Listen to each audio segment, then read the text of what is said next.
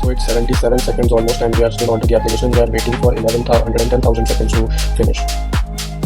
Okay, just a few more seconds to go. Hopefully, it works the way we want it to work. Let's wait. Let's wait. Okay, so one change that I made here is I added a return next over here. It was not added due to which there was some error that was coming up. Now let's test this. And for this, first of all, we will connect from the front end using Chrome. Along with that, we will also have the Postman running for pushing the queue forward. So we will just observe how these queues are being pushed and do we get anything on the screen properly, right? So currently the status of the queue is that we have hard coded some users in it, and there are these three, and these are the six users that are already present in the queue. Okay, and also we'll have to do something here. I had identified one more thing, and it was about the position. So here we will have only +1 because we are taking the entire real-time queue length. So the index of endless queue +1 will do the work for us. Okay, so let's reload this. Okay, so it says that you are placed sixth in the queue, and these are the queues that we have. So let's see what is up with this. What it basically is doing is it is mounting this component more than once, and that is why the request is going out more than once before the cookie is being received. So that is why these three users are being added up here. Okay, so now let's do one thing. Let's try shifting this, and while shifting we are assuming that the user connected 23456, which is the first user, will be getting out of the queue. That we have assumed, but in a real scenario any of these users will get out. So whatever cookie we will be receiving from the user, whenever the user will be getting out of the browser, a cookie will be received, and then accordingly we can proceed. Okay, so let's see, let's use Postman and let's send this request. I think the first request will not be sent because, yeah, so before sending this request there will also be this middleware which will be running, and when this middleware runs, the user will be added to the endless queue. So as you can see, there are four users, and this is the fourth user, which is Postman itself. So this is how the things are going to go. Now the next part is we need to push queue. So let's execute this message success, which means the push queue has been executed. So after executing push queue, this is the status of the queue, and after this status, something should be decremented on the front end, but it is showing 6 still because from the okay, so for endless queue there was no WebSocket connection, because of which the endless queue was unable to contact the backend and get its real update. So for that, what we will be doing is we will be adding some polling functionality here, and let's do that. So we will do that polling functionality, and then let's go ahead with how we will be looking at all of these things, right? Okay. So once you're on the waiting part, we will have an interval that will be running, and that interval will always keep checking if the queue, what is the queue that we are in. If the queue that we are in is let's say, okay, so I'll just say that if JSON dot message is equal to endless queue, so this is from position update. So when we come here, the first thing that this UI does is send a position update, and here we have an endless queue. So if JSON.message is equal to endless queue, then we set number of users to queue number. Along with that, we will also do another thing. We will set polling as true. Fine. And let's have a state variable over here, const polling comma set polling equals use state. Initially it should be false, and once we see that there's an endless queue, we will set polling to true. Along with that, we now have to start polling as well. Okay, Okay, so let's set up the interval here in use effect hook. Let's say const interval equals set interval, and once we do that, we send request. So we send request about position update, and whatever we receive will be acting upon that. Send request, and that should be done every 3 seconds. And also we will do one more thing. And while the component unmounts, we will also mm, clear interval of interval. Okay, fine. So this should do for us, and polling would begin if, and all of this would occur only if polling is enabled. Then and then we will send request.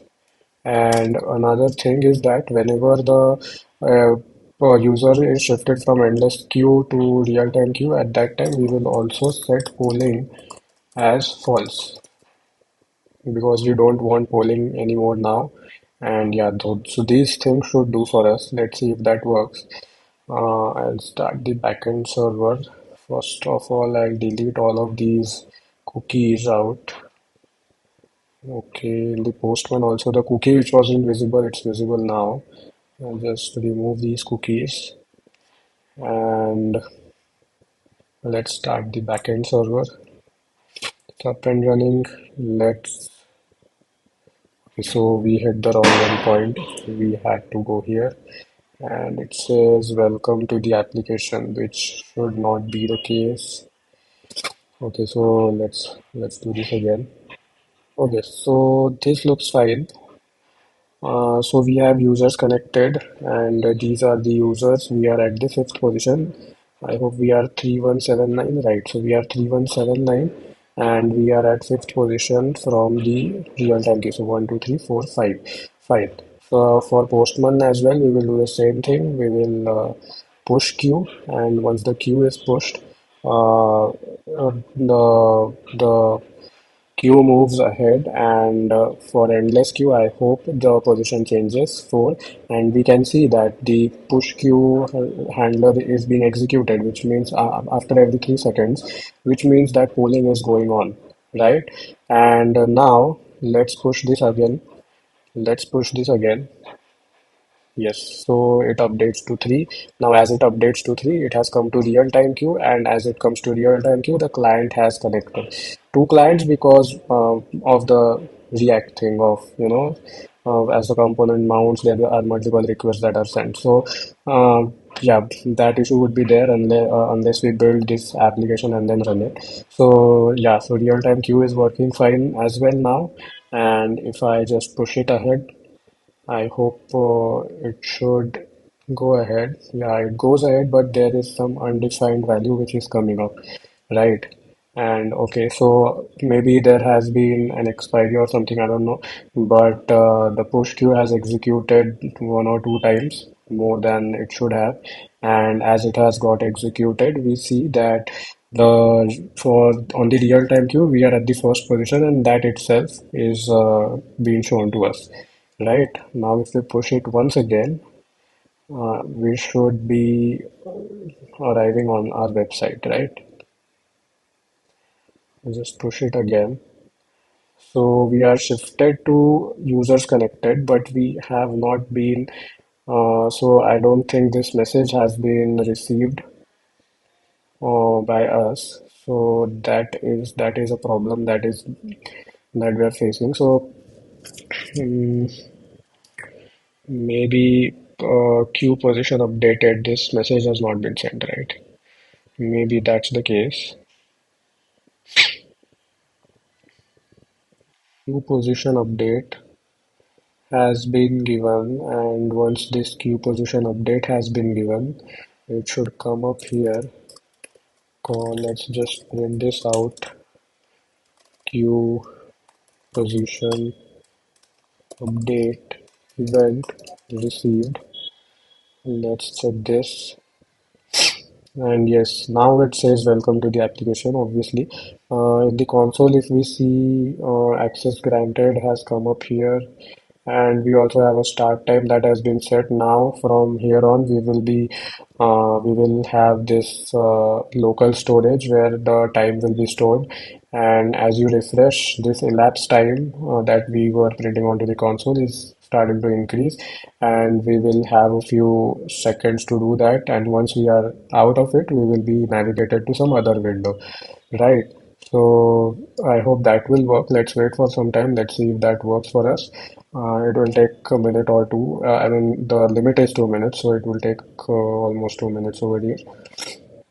Okay, so it's 77 seconds almost, and we are still onto the application. We are waiting for 110,000 seconds to finish.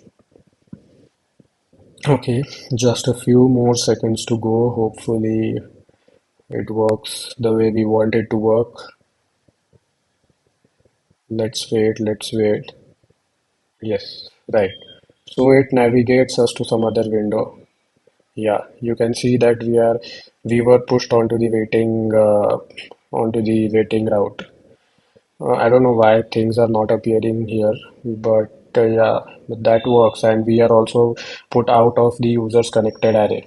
So yeah, so that works, and this is how maybe queue mechanisms are implemented on a very low level. I mean, the approach of a very low level queue mechanism. Obviously, this won't be used in larger scenarios, and there are various services that can be used in between all of these things. Like there might be a Redis cache that will be caching all the queues and everything. Also, there might be some WebSocket service like or a queuing service. So there might be a situation. I mean, there will be a situation where many users will simultaneously send a request, maybe for a polling or for anything. In that case, the we actually have to implement multi-threading. We have to deal with this concurrency on the backend itself using multi-threading. Otherwise, if we are a single-threaded application, then what we can do is we have to implement a queuing mechanism for those requests as well. These services are provided by RabbitMQ and many other queuing services. So using those, we can queue these requests, and then all of these things can be taken care of. So there are a lot of complexities that will be coming up with this, but this is how a basic approach is going to be like. And yeah, that's it. Thank you so much.